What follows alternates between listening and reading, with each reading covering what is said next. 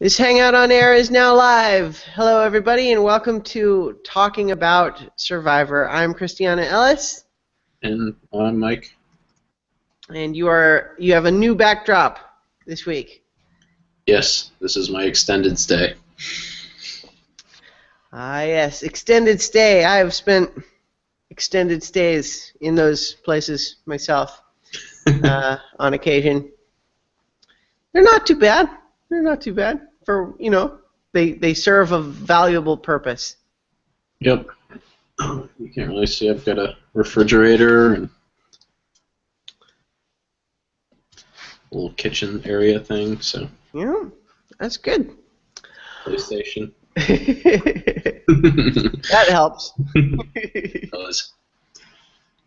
All right, so tonight we're talking about episode 5 of Survivor Worlds Apart. I'm going ahead and calling it 5, not counting the double episode last time as 4 and 5. I'm not sure if that's going to screw up the counting according to some other scheme, but it works for me.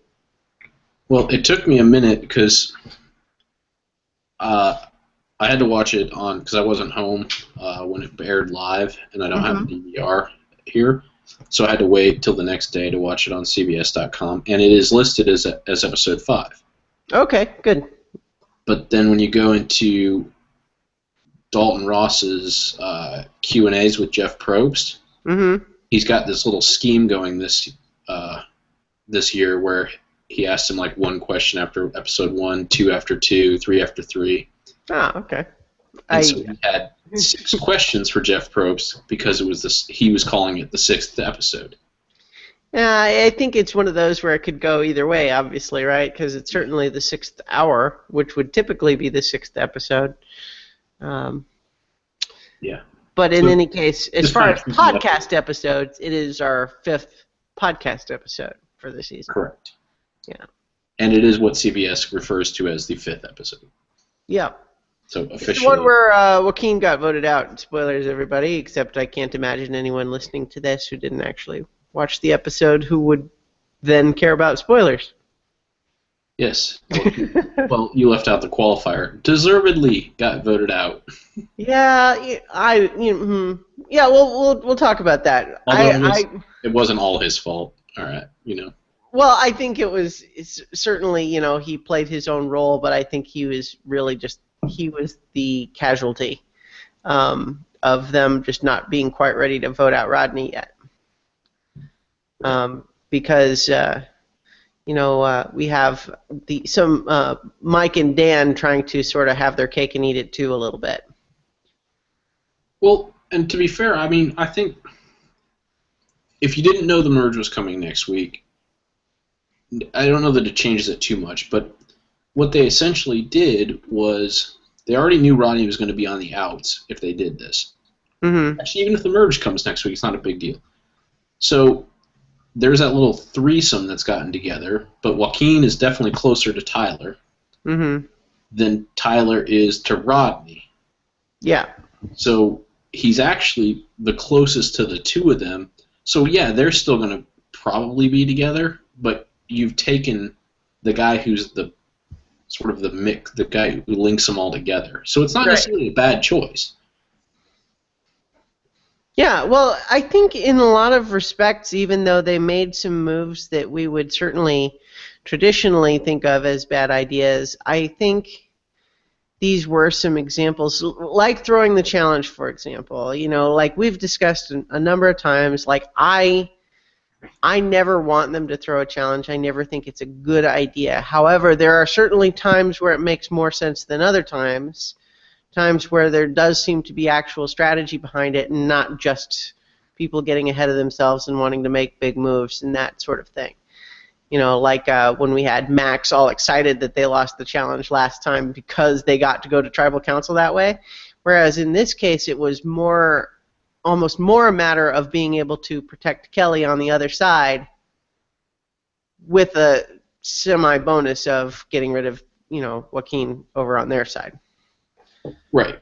Well, and the way it was edited, it didn't look like that was how he was going down. Like, I'm not even positive that Rodney really meant it. As far as what? throwing the challenge? Oh, well, I mean, Mike definitely did throw it, though. Well, yes, we know Mike threw it, but Rodney spoke to Mike and suggested that maybe they might want to, maybe possibly that might be a thing to do, throw the challenge and get rid of Joe. Mike then ran with it, and I'm not 100% positive based on like Rodney's reaction that he really thought that was going to happen. That's interesting. I mean, I assumed that they were both definitely on board with that plan. What makes you think that he wasn't? I'm trying to remember back to you. I mean, you have your notes. Did Rodney didn't throw his part of it? If I remember. I didn't. Let's see. I didn't catch every single pairing. But I believe that Rodney did not score a point with his attempt. So whether he threw it or whether he just legitimately got beat out. Yeah, if he threw it, or did he even play? Was he the one that sat? No, Tyler. I think Joaquin actually sat out. Well, it was weird. I didn't understand this. I think someone sat out, but then not everyone still went, but yet they were still in a tied mode. So I'm not really sure how they could have gotten to everybody. Because not everyone. Well, they only did 5 rounds, right? Because it was first to 3. Right. And there were 6 people per. But I thought Rodney went and then didn't get the point. I may be misremembering, but that's I what think I so thought. too. I'm just saying this brought up another thing that maybe I mean we jumped into it, so we went into it, but it did confuse me why they were asked to sit a person, and then still the way the challenge was constructed, they couldn't get to all the people who weren't sitting. I don't know. It's just the standard structure, I think. But why did they bother sitting somebody then? Well, I mean, because of 7 people go down to 6 when only 5 can even participate. Well, I think they're just following protocol. You know what I mean? It's like you get the teams even before you proceed to the next step of explaining all the rules and everything.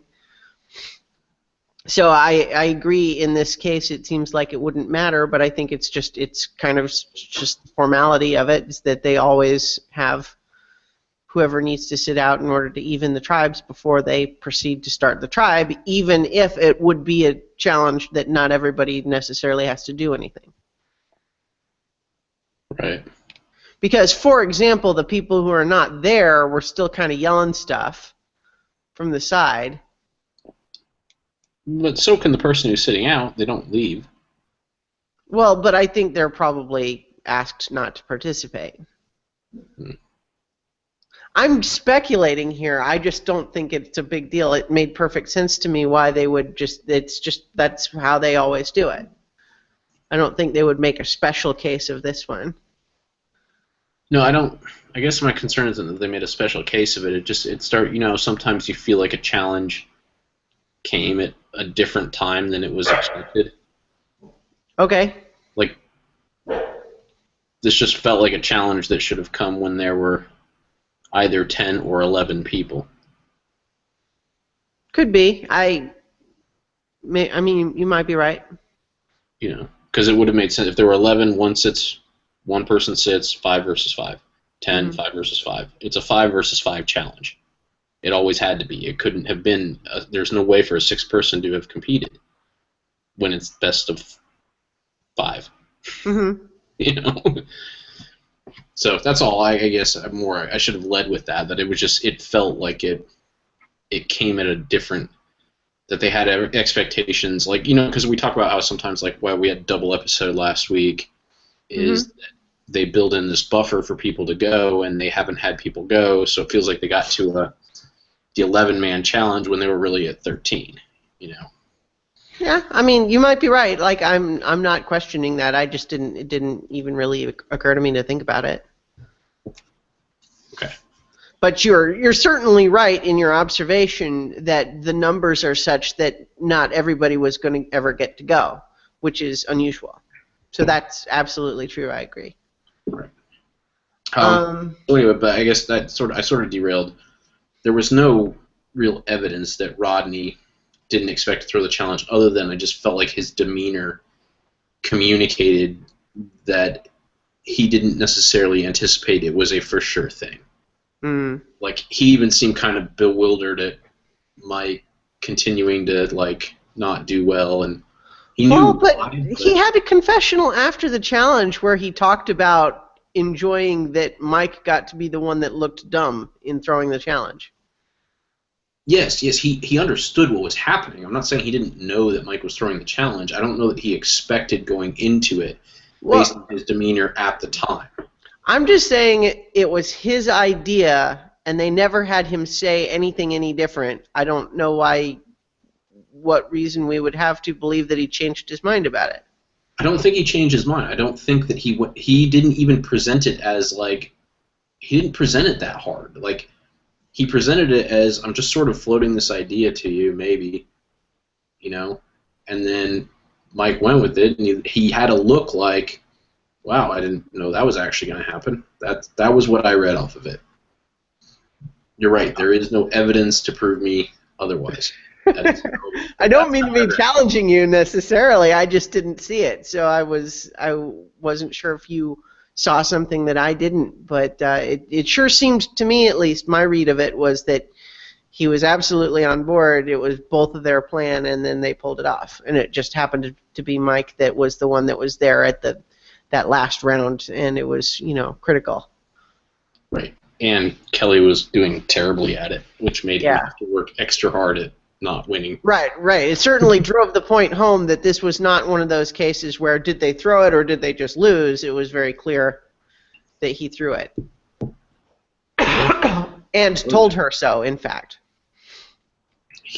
Not only did he tell her he was going to let her win, when that wasn't enough, he then went and, did everything short of going over and setting hers up for her. Mm-hmm. Which probably would have happened had it gone one more round. Yeah. He'd have to start, like, knocking his bottle on the ground and say, "Oh, Jeff, I broke it. What do I do now? I guess I forfeit, right?" I actually have to give him credit because he came up with a pretty good solution when she couldn't solve it, which was just to switch to, like, that was less obvious than what I thought might have happened, which would have been, like, him set up all of them and then just get the last one and be like, I'm not on yet. Come on, Kelly. Not there yet. Oh. I did wonder, though, just because it was made so clear to us, who obviously, we have the benefit of the producers' microphones and so on, of hearing what they're saying to each other. But it also didn't seem like they were all that far away, and so I was a little, nobody seemed to say anything. Like there was no indication that anybody thought anything untoward was happening, and I feel like I wonder if Probst noticed and then just didn't say anything because he's deliberately trying to not call attention to something he sees happening. But I feel like that's usually not his style. Like, he might even just say, like, they're talking to each other or something, but I don't know. I think my feeling on this one was that normally, had it not maybe been clear that this was, like, such a thought-out thing, he probably would have done it. I just get the feeling that he kind of knew what was happening and just wanted to see how it played out. Yeah. Because he's good at that, too. He's good at knowing when to call attention to things and really press buttons and push things forward, and when to kind of step back and just see where it goes. Like, yeah, I guess it's just usually when we have a challenge being thrown, it's not one like this where there's no real, usually it's a more typical challenge, and so you have someone obviously going really slow, and Probst would definitely always call that out if someone seems to really be dragging. Yeah. And so I guess in this case, it's harder to assess that sort of thing, especially if the people standing to the side really couldn't hear what they were saying. You know, we could because obviously we had the benefit of the producers' microphones. Yeah. I mean, the irony of this whole thing is that this seemed like an easier challenge to throw than a normal one. Because you work. Well, he didn't even work too slow. Like, he just went over and did it wrong. Yeah. On purpose the first time, thinking she would get it right. Then went and let her know, hey, just take your time and get this right, because I'm not going to get it right. Still didn't work, you know. So it was just like he normally it would work. He just set it up wrong. He doesn't get the point. She gets the point. Done. They go home. Challenge was thrown. No one's the wiser. She really made it hard.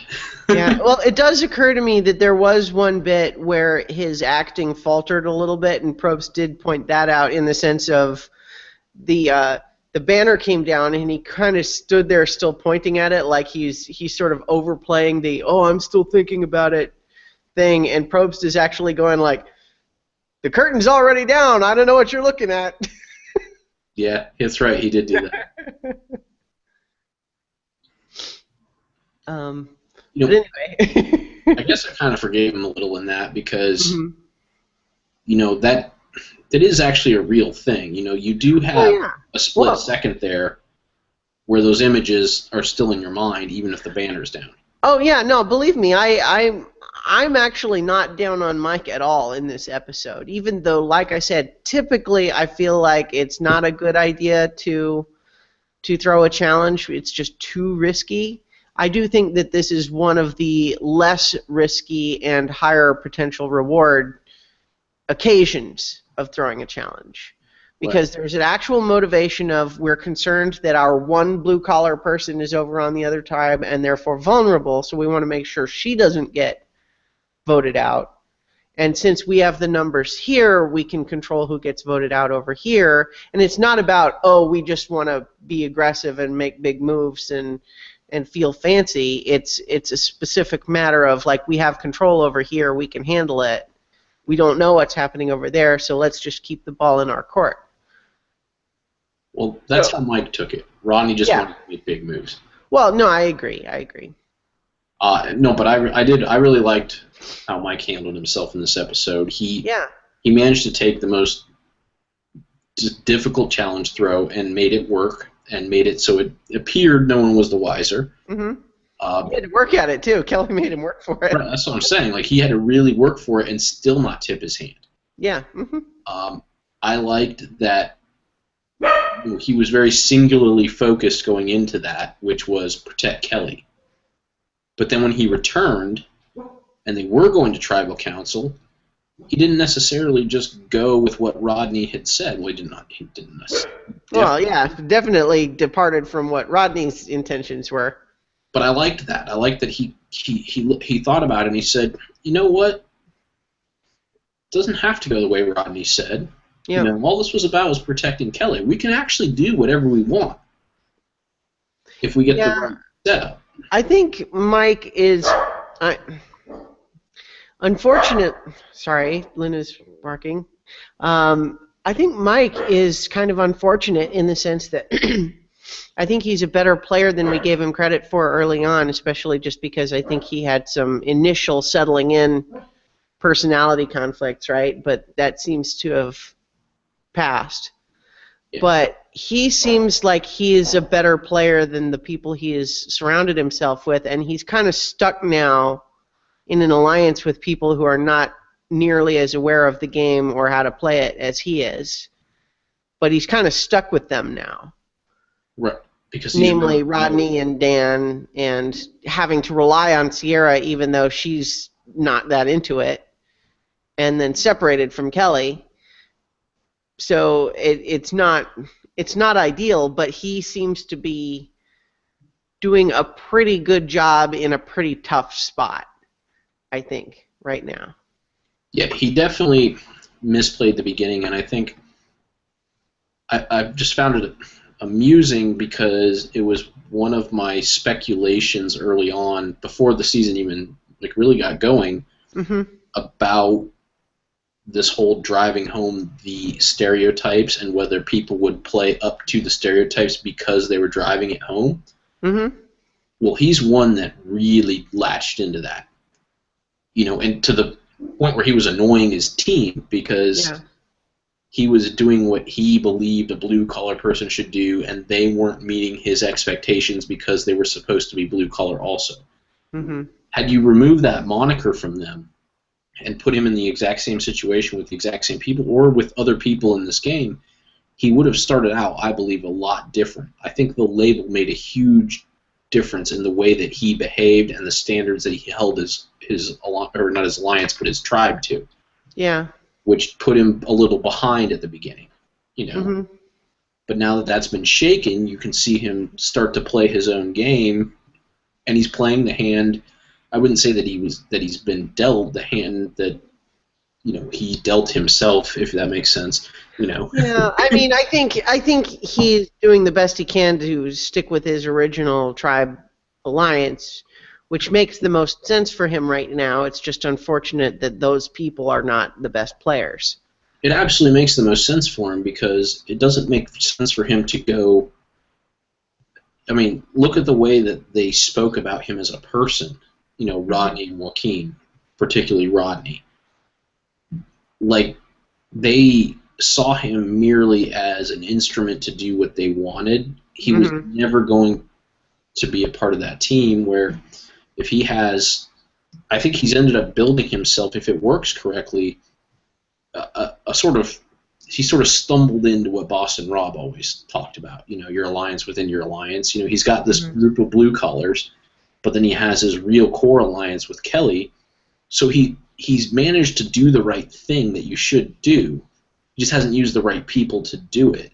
Mm-hmm. And well, he doesn't have access. The person is on the other tribe, Yeah, he doesn't have access to anyone better that he could play with. So he's just in a tough spot right now in that regard. So, like I said, I'm not sure. I think that there is anything else that he could have done that's better than what he's been doing in the last couple of episodes. But he is certainly handicapped by the way that Rodney and Dan, in particular, are playing. Yes, I'll be really interested to see how he maneuvers now that he has, again, shed that, that living in that stereotype and holding people to that standard, and is reunited with his other core partner. How does that play out for him? Because now he'll have a lot more options at that point. Does he stick with Dan and Sierra? I guess that's really it. And they pick back up Kelly, and that 5's not enough. So who do they? Because Sierra might be much more inclined to stick with him and Kelly if they ditch Rodney and Dan. Yeah, or ditch Rodney and keep Dan merely as a vote with the understanding that he has no long-term play. At least for a little bit. You're probably going to need a little bit. Yeah, I just feel like Dan is going to become an increasing problem too, because it's in particular because like at this point it seems like Sierra dislikes Dan even more than Rodney. Yeah, that's true. Although he did finally give an actual apology, he just did it in the worst timing ever. Well, I feel like he even still didn't though. He phrased it better, but it was still all in the context of, have I groveled enough for you yet? For you to do what we're asking you to do now? I admit that I screwed up. Okay, do you forgive me yet? That sort of tone to it. Yeah, you're right. I guess I was just so impressed by the fact that he led the conversation with a true apology that I sort of neglected to pay attention to the fact that he kept talking after that. Yeah. Because he did it. He did the right thing. He did what he should have done a few episodes ago when she came over the water, and he was like, look, Sierra, I really messed up, and for that I'm sorry. If he had said that a few episodes ago and just left it, she would have treated it a little differently. I mean, he also probably shouldn't have been an asshole for no reason after tribal council, but... Right. See, I think the problem is he still doesn't really think he did anything wrong. Maybe he's willing to accept that it was what he did that made her mad, but that's different from him really feeling like he might be in a position of saying, I recognize that the way I handled it is the reason that she's mad, but that's different from him accepting I did something wrong and she is rightfully mad at me. You know what I mean? I think he still doesn't think he did anything wrong. And like the way he phrases it at some point here is like, you know, I think she's still mad at me even though I've done nothing but grovel for days. Like, he just still... I don't blame Sierra for not liking him at all. I increasingly don't like him at all. Yeah, I'm not a huge fan of his. But I guess I'm starting to become more of a fan of Mike, so... Yeah, no, I'm there with you now. I'm almost sort of rooting for him not to be a complete idiot because I want Mike to succeed, and that seems to be what he needed up until this point, you know? Yeah.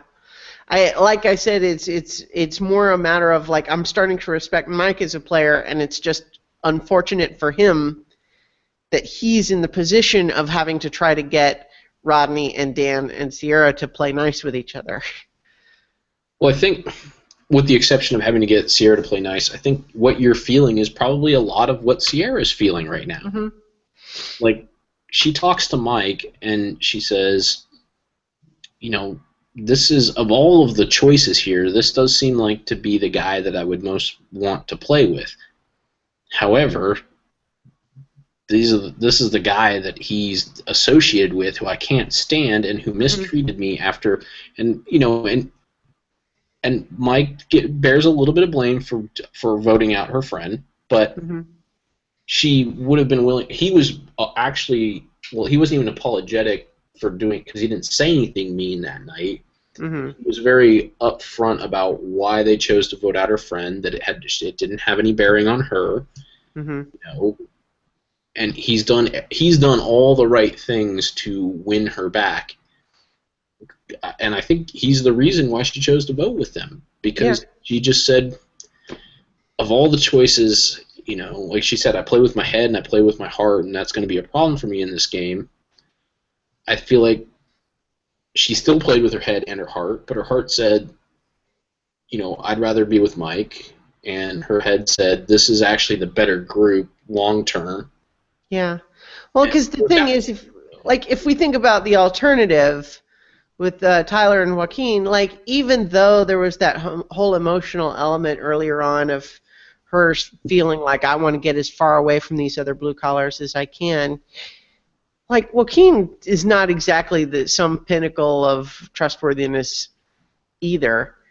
I think she probably rightly felt when he talks to her that it's like, you guys would just be tickled pink to have me come over and make this easy for you, wouldn't you? But it's not through any value of me beyond me helping you get the numbers.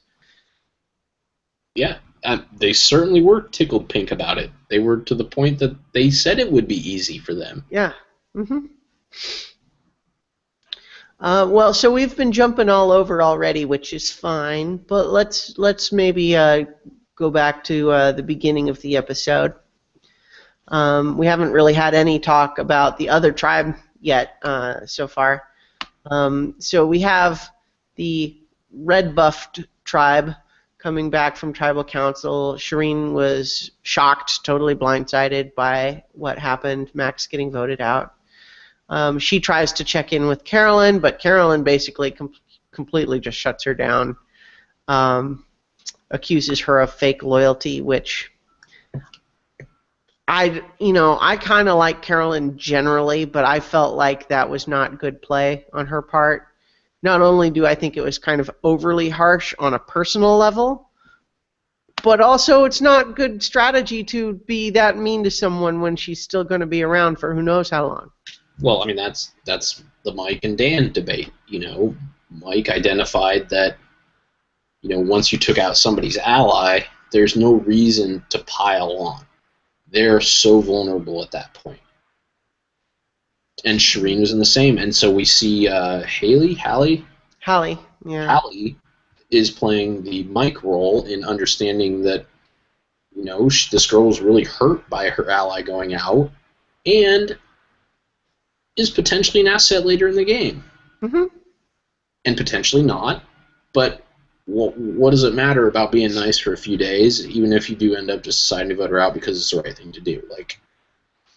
And then Carolyn is doing the Dan thing, which is, letting the power trip almost get the better of her and being like, well, we beat down your friend and now we can just bully you because we got rid of your other person. And right. I didn't like that. Yeah, especially since their argument seemed more to be that they found her annoying personally than this whole fake loyalty angle that Carolyn seemed hung up on. So I don't know. I didn't. I've liked some things about the way Carolyn has been playing, but I did not like that.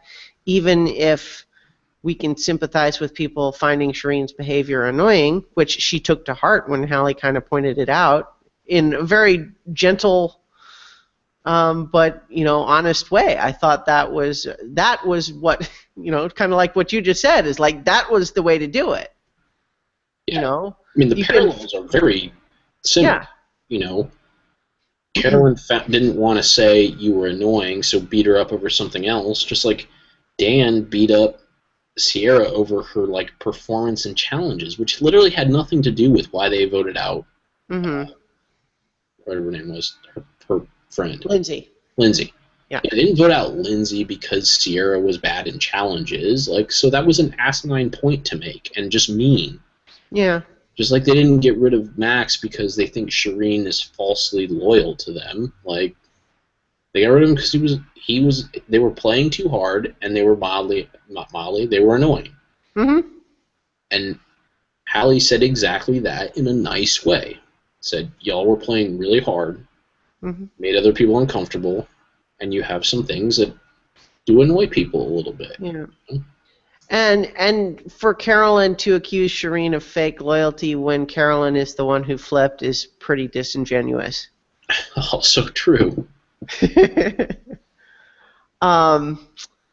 So in any case, Shireen can't help but take this news personally because it is absolutely personal.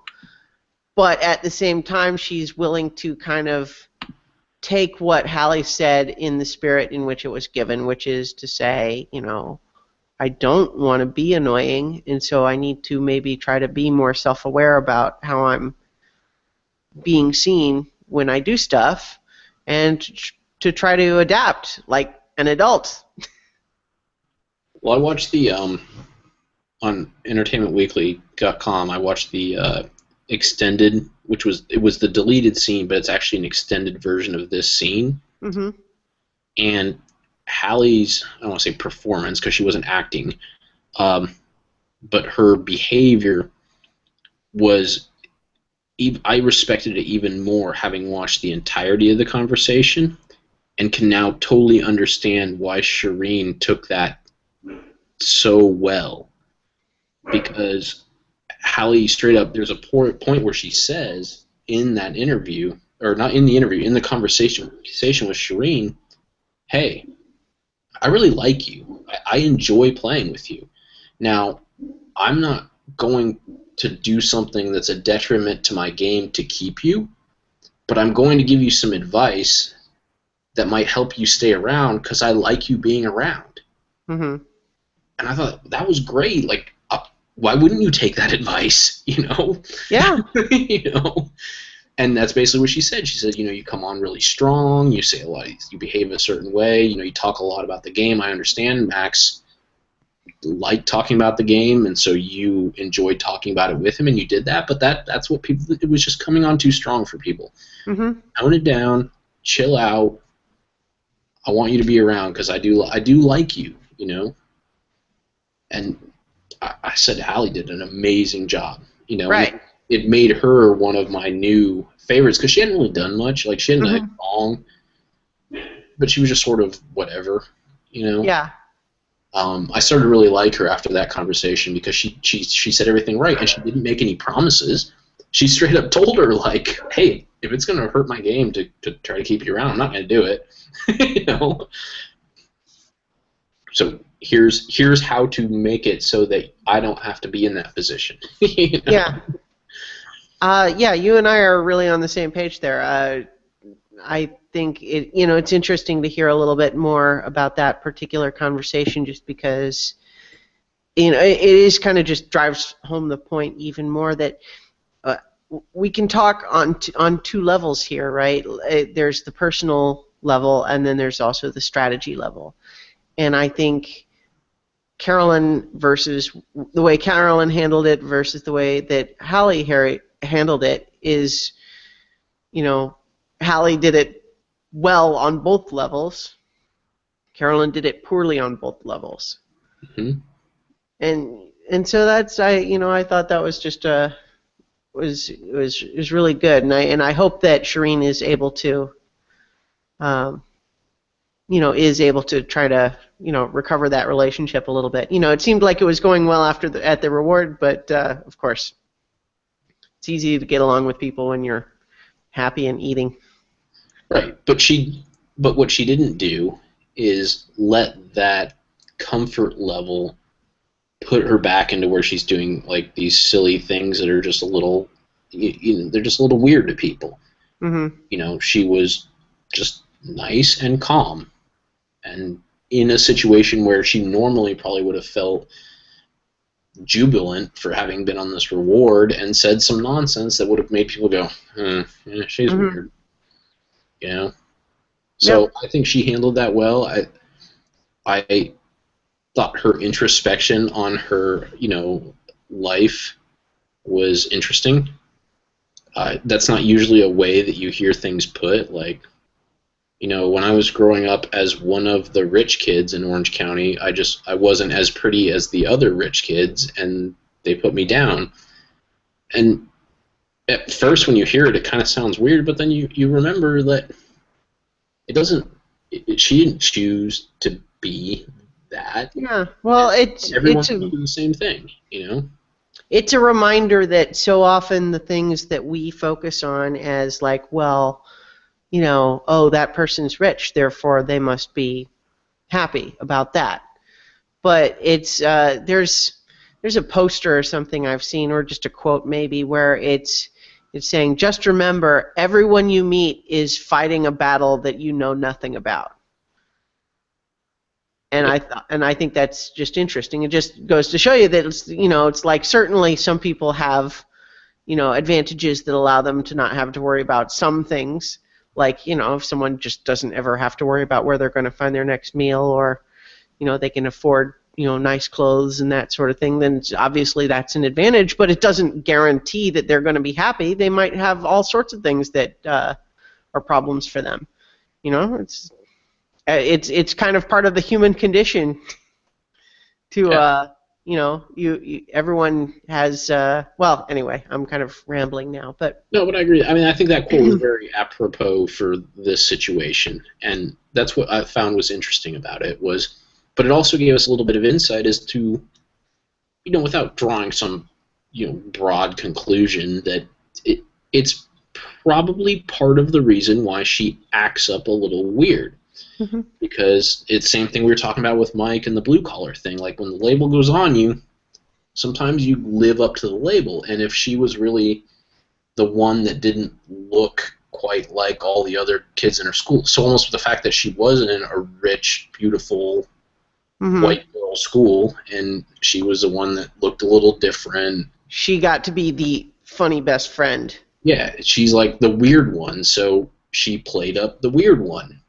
Mm-hmm. And that's sort of how she grew up, and that was her adaptation. Maybe, I mean, again, I don't know her life, but from that glimpse, it made a little bit of sense why she behaves in an odd way, because she was the odd one. Mm-hmm. Mm-hmm. So it was just interesting. It was interesting to kind of self-reflect on that a little bit and say, yeah, you know what? That's not fair. That's a real struggle. It's not the struggle of being. It's not like she was the poor kid in the rich school, but it's a real struggle. Yeah, absolutely. Um, so over at the other tribe, we have Dan telling the story of losing his underwear to his new teammates, but apparently not being super aware that half of his current tribe is people who know this story already. And Well, if I um, remember correctly, took a note that it looked like they he was telling the story more than once. Like mhm. whether the story started in one location and then continued to another might have been what happened, but because it looked like it was edited as two different like areas that he was talking about it drove home the point that they were talking about, which is that he just keeps telling the same stories over and over again. Yeah. Yeah. It seemed like he tells that story. It's not. I feel like it's not the second time he's told the story. Yeah, no, I agree. I think that's probably true. Um, so we have Joaquin and Rodney bonding. So you were right. When we talked about this last time, for whatever reason from the preview, I thought it was Joe and Rodney that were bonding, and that was not correct. So it's Joaquin and Rodney bonding, making fun of Mike for his apparently his religious celibacy, which is an interesting detail, and we can imagine why those two would not respect that choice very much, but it's also not super classy of them to, to talk about it like that. And then this whole idea that they want the money to stay on the East Coast, and I couldn't help but laugh when Rodney is trying to explain why he's the East Coast representative and has to describe Dan as a hick from Maine, but still not representative of the East Coast, apparently. Yes. Yeah, so This whole thing was borderline surreal, honestly. Between that, like the money's got to stay on the East Coast, and you got Dan, this hick from Maine, the East, which is even farther east than where both of them are from. But the fact that, like, I mean, dude, it's got to be you and I to the end. I mean, like, look at Mike. That guy doesn't do shots on a Sunday. He doesn't like to party like we do. I mean, he like stopped having sex. Like, what? Why would that guy be a partner in this game? Like mm-hmm. what an asinine reason to choose your alliance partner. Yeah. I get that he went to somebody, he bonded with somebody who's similar to him, but it was just like, that's your reason why you're going to win the game, is because you two are so similar for these terrible reasons. Mm-hmm. Yeah. Rodney is not half the player he thinks he is. In real life either.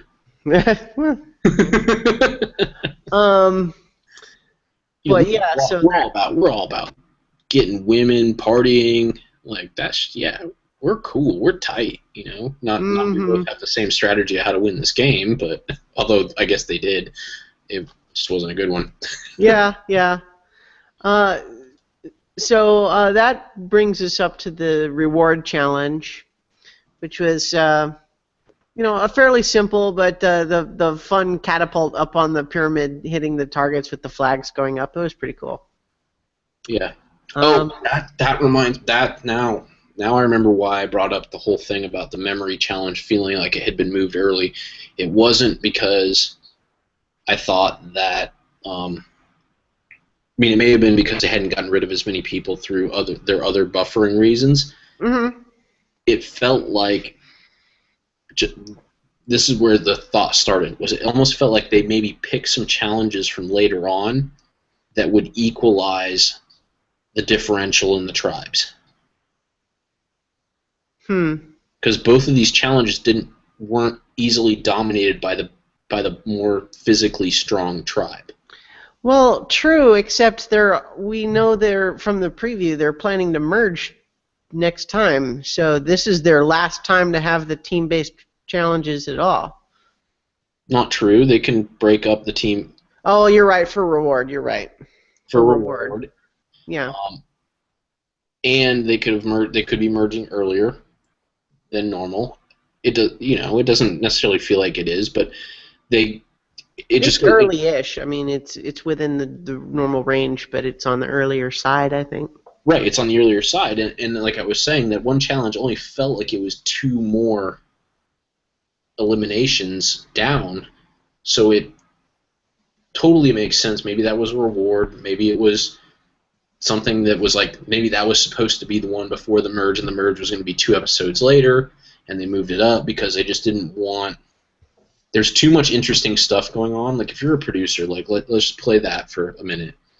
There's too much interesting things on both tribes to have one eradicate the other. This is not a season to do that. So you're going to make all the decisions you can to equalize that right now, Mm-hmm. because there's a lot of interesting people left right now on both, and there's interesting dynamics building on both sides, and because of the way the random switch worked, there's some unfair setups that aren't necessarily the best thing for the way the season's supposed to go. That's where, so that germinated here with this challenge, like, because they really drove that point home, like, oh, and the catapult was the great equalizer to the strength team, and blah, blah, blah, and I said, interesting, that they could probably do some more challenges like this would make this more interesting. And then the memory challenge popped up, and I said, oh, this is perfect. And then it didn't quite sit right with me how it didn't fit numbers-wise, and that's when I started thinking about all that. So that's what it was. I just hadn't... Well, I mean, you may well be right. I'm going to first admit that I've been sick the last couple of days, and so it would not surprise me at all to find that I've missed nuance in things. I didn't, like, none of this occurred to me, but that doesn't mean you're wrong. You know what I mean? It's like, I didn't even think about it. Certainly, like, with the memory challenge, that one, I kind of see your point more, though. Just in the sense of actually ending up where, like, not even everybody gets to do anything. That's uncommon. Yeah. So anyway, that was my thought. Sure. Also remember that, like, I've just moved across the country and started a new job. I'm sort of, I don't have a lot else to do except think about this, and, And you And made also- yourself a nice little tinfoil hat from your kitchenette. well, I'm also in, like, super, like, absorbent mode. Like, when you start a new job, Mm-hmm. like, you're always on and, like, trying to intake as much information as possible and understand nuances and understand those kind of things. So that's how you advance through a new job. Mm-hmm. So maybe that has something to do. I mean, maybe that's why I'm just a little bit more plugged in. You were sick. I'm in, like, super hyper mode, and I have nothing else to do. There we go. We've solved it. Solved it. Once you've eliminated the impossible, whatever remains, I don't know. So anyway, it was tied all the way up to the very last target, but Jen scored the winning point for the red tribe, and I enjoyed that her mouth was blurred out for her victory cry. Of fuck yeah. Yeah. Jen's got some personality on her. I kind of enjoy that. That's the best way to put it, because I was going to say I'm really liking her, but I don't necessarily have any positive, like, reason to like her as a player. I just like her personality. So the way you put it, perfect. She's got a personality that just, it's fun. It's enjoying. I'm enjoying having her on this season because she seems like she's having a good time. Yes.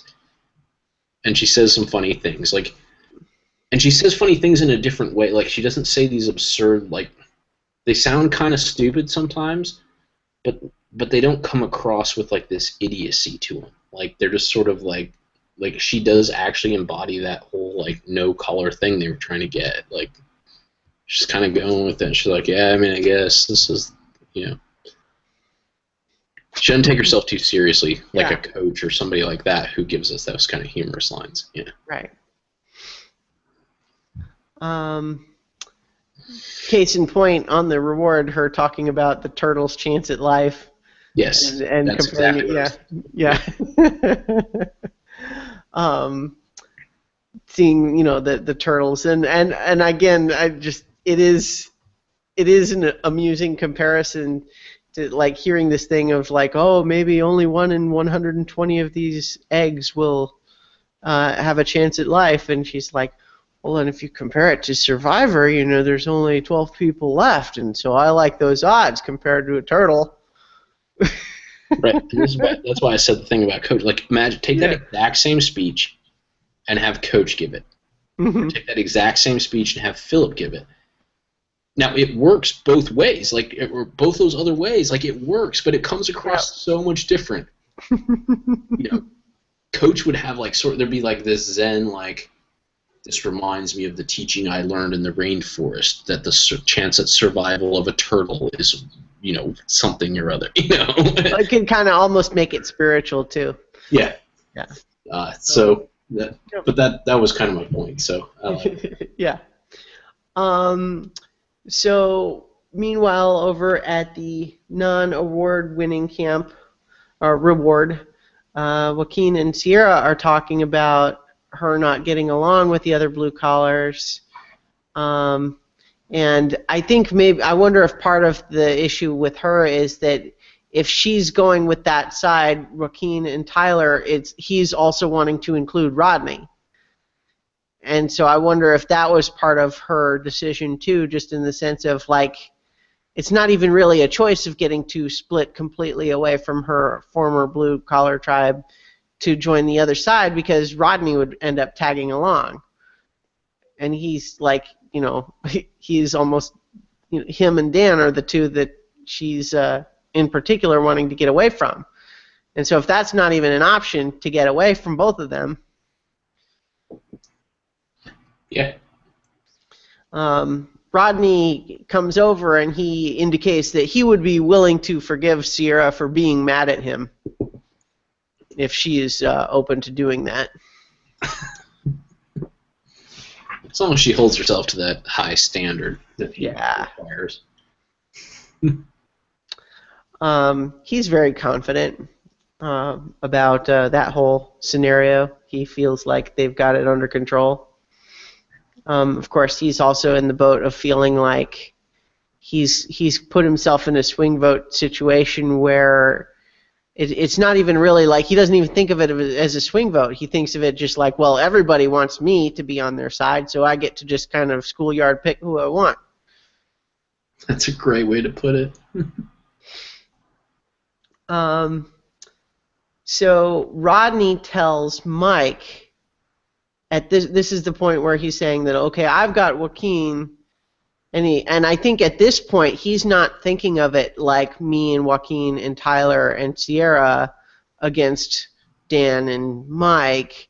He's thinking of it still, I think, as a tribe, like, or even just former blue collars and Joaquin, or maybe just like, and everybody. Like, he doesn't seem like he's really made all of the divisions in his head yet. He's still kind of just trying to play with anyone who will play with him, but with the idea of wanting to get rid of Joe, who's not on board.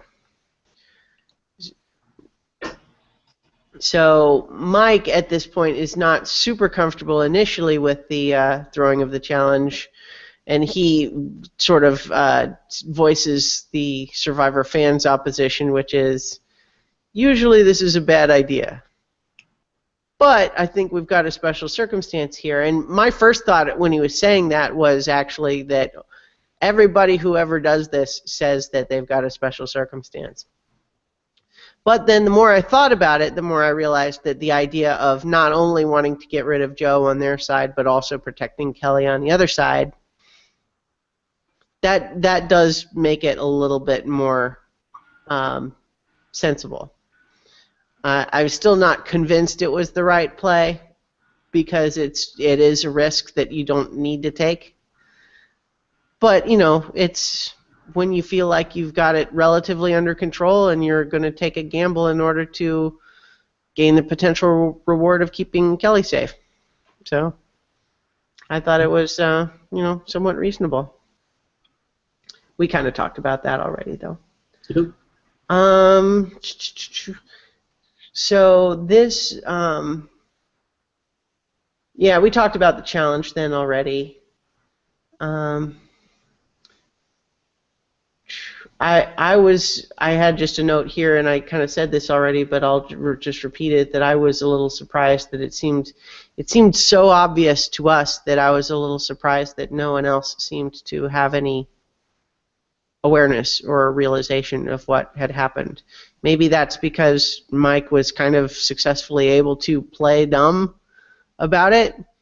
Like he was spinning the whole, sorry guys, I just choked, I don't know what happened.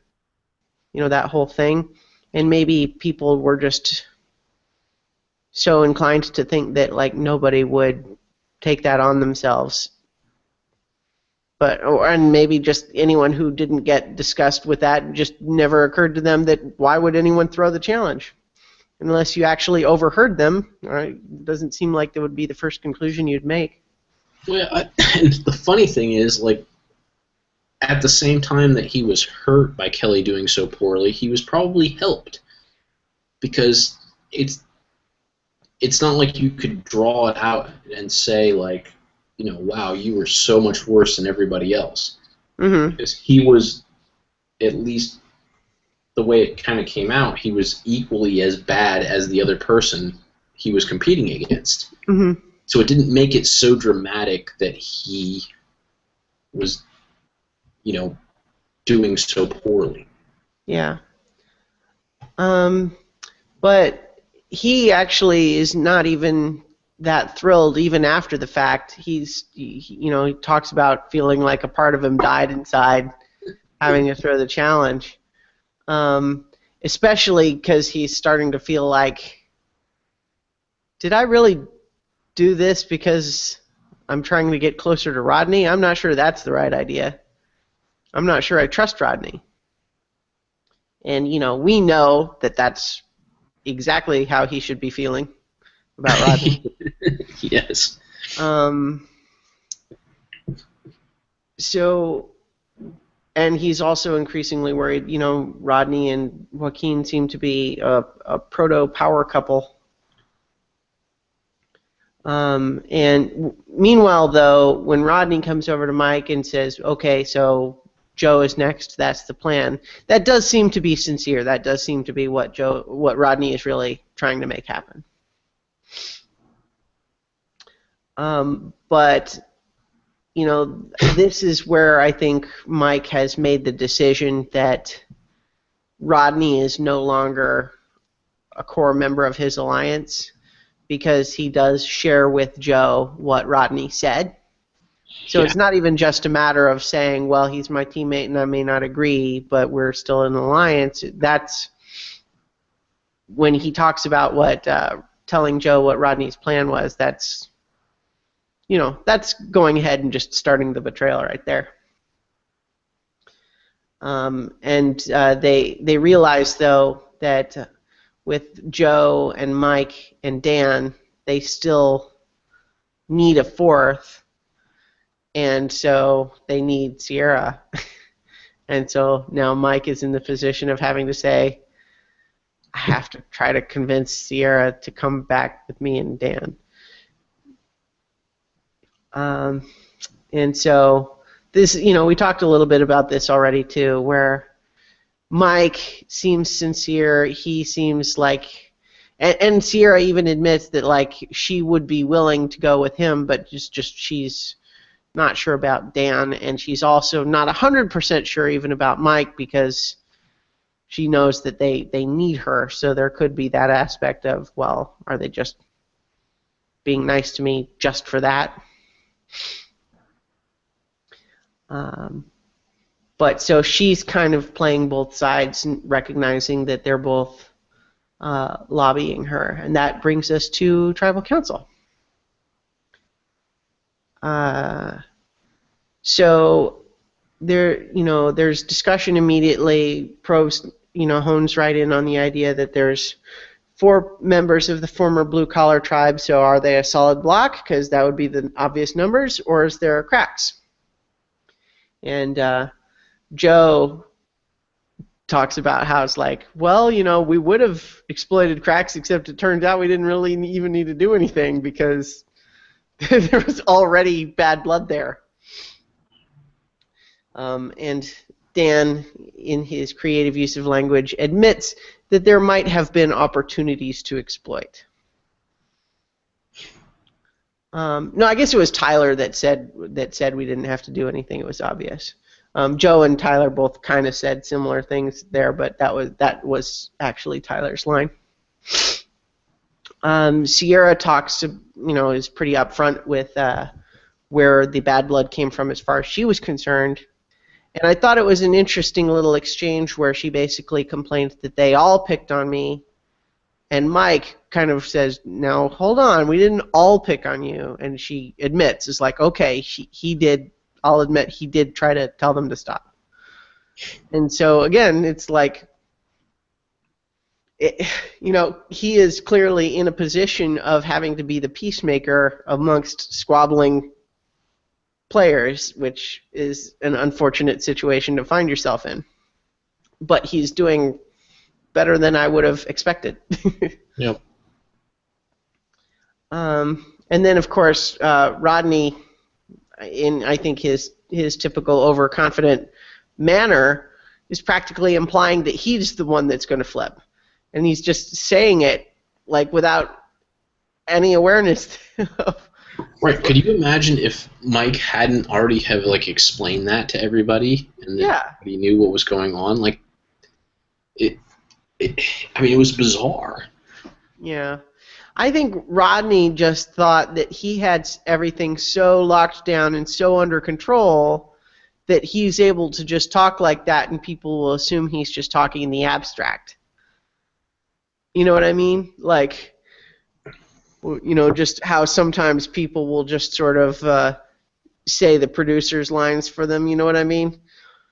In the sense of like, well, or what I'm thinking really is like whenever you have the person who we don't know how they're going to vote and that's what's going to determine it, so we have their last confessional before the tribal council and they have to play up that they're not sure what they're going to do yet.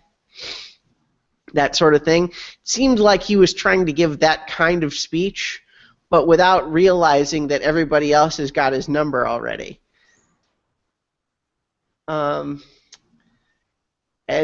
So we have Joe talking a little bit about being the only one with no former tribe mates to rely on.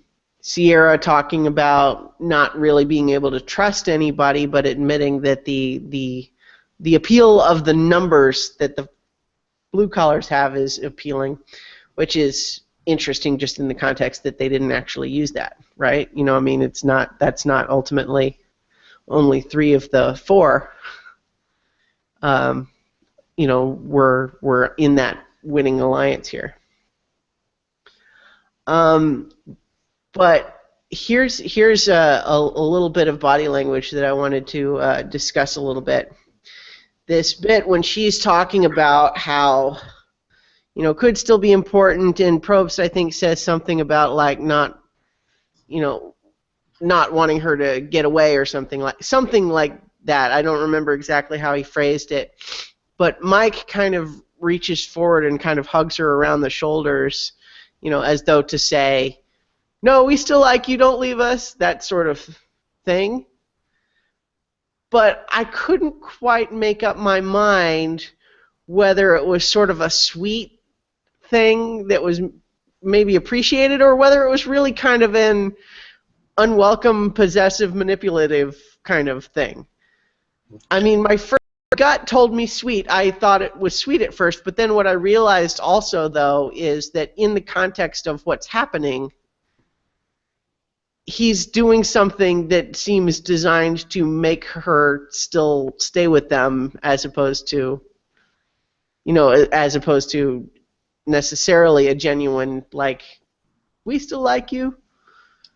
Yeah, but let's say that the show really actually goes down the way that we think it does, in that she's pretty sure what she's going to do going into tribal council. and has probably let them know that, because otherwise they're going to be freaking out in tribal council. Mm-hmm. If that's the case, then it is sweet. It's almost like a thank you. Mm-hmm. But he's playing correctly, not like, I know we got you, he still plays it very hesitant as to, we're not 100% sure how this is all going to go. And yeah, by the way, thank you. We really do like you. You're making, it's almost like a reassurance. Like, I mean, that's the thing. Like, I've been in sales for most of my career. Like, that's one of the things we always teach you in sales, is that the best salesperson is just making someone's own decision feel like it's the right thing to do. Mm-hmm. Like, an example I often use, like, say you're thinking about getting a new big screen TV. I mean, that's a big purchase. You're going to spend $2,000 on this thing.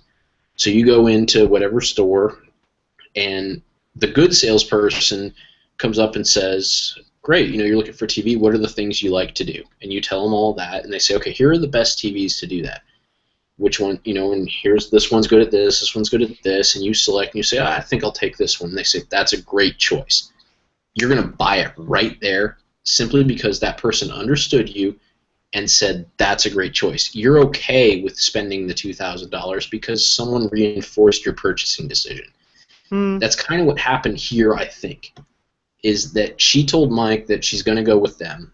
She's thinking about going with them because here's all the reasons. This seems like the right thing to do. And so what he's doing there is saying, that's a great choice. You were right to come with us because we do like you, and I'm going to hug you and show you that I like you. Mm-hmm. And good sales isn't disingenuous. It's actually very genuine. When you help somebody find something that's good for them and get them the right product, that's a very genuine happiness, and that's what he was doing. Mm-hmm. Mm-hmm.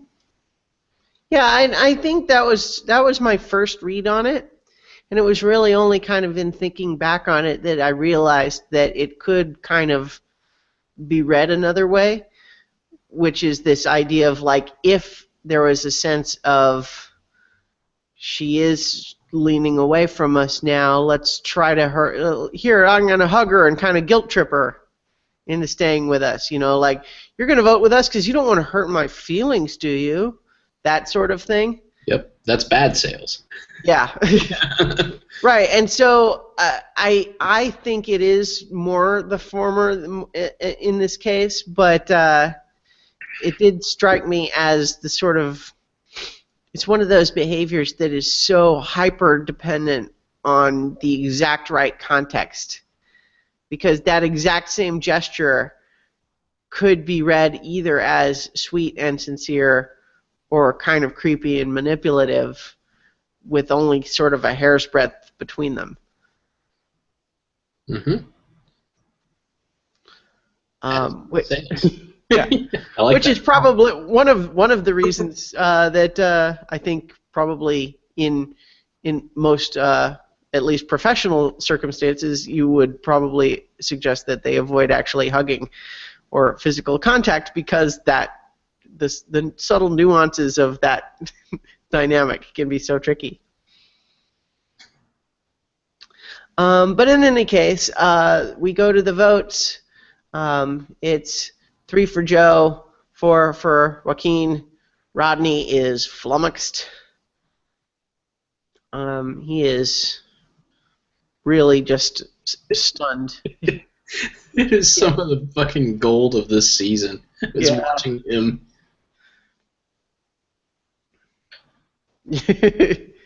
Yeah, he cannot figure out what happened. It takes him no idea.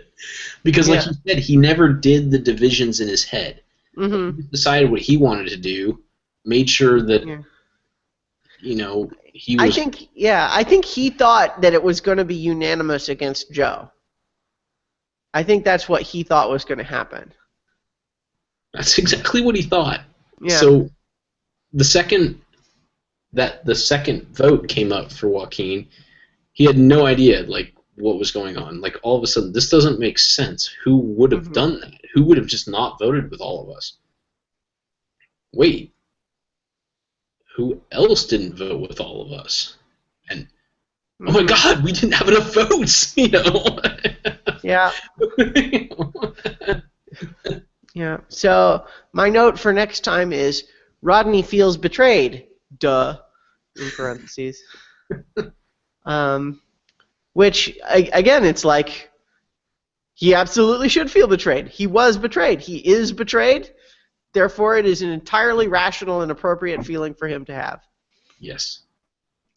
Now, obviously, he was not really as loyal to the others as he pretends. You know, the way he was talking about Mike and Sierra is really kind of treats almost like a hanger-on, and implying that, you know, his brand new relationship with Joaquin is really what's more important to him than any of the rest of it. You know, we didn't really see him have any kind of a relationship with Kelly or Dan for that matter.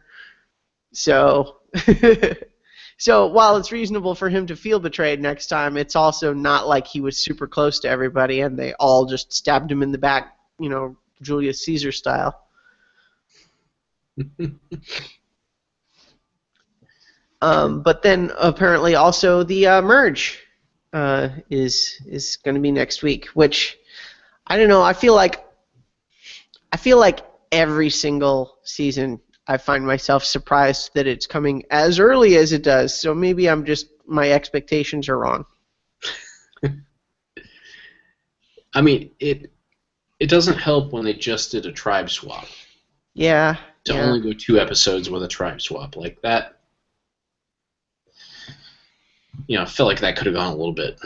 We could have gone a few more episodes with that. Yeah. So. Well, you know, I think the double episode may have thrown us off too, because if you think about it, next time the merge is the 7th hour of the season, and when you put it that way, it doesn't necessarily seem early. It's true. Yeah. Yeah, but in any case, we'll see what happens. Yep. In his final words, Joaquin was surprised. He does not immediately know what happened, but he has some guesses. And he's more or less correct. You know, he didn't know the details necessarily, but he figured out, you know, I guess they realized I was getting chummy with Rodney, and yeah. Yeah, that we thought we had an easy route to the end, and they made sure we didn't. Yep. Yep. Yep. So I think that does it for this time. It does. Yeah, so thank you everybody for listening and or watching, and we'll be back next week for more talking about Survivor. Yep. Remember to check out all of my other podcasts and everything else that Mike and I do podcast-wise over at ChristianaEllis.com, and we'll talk to you guys next week.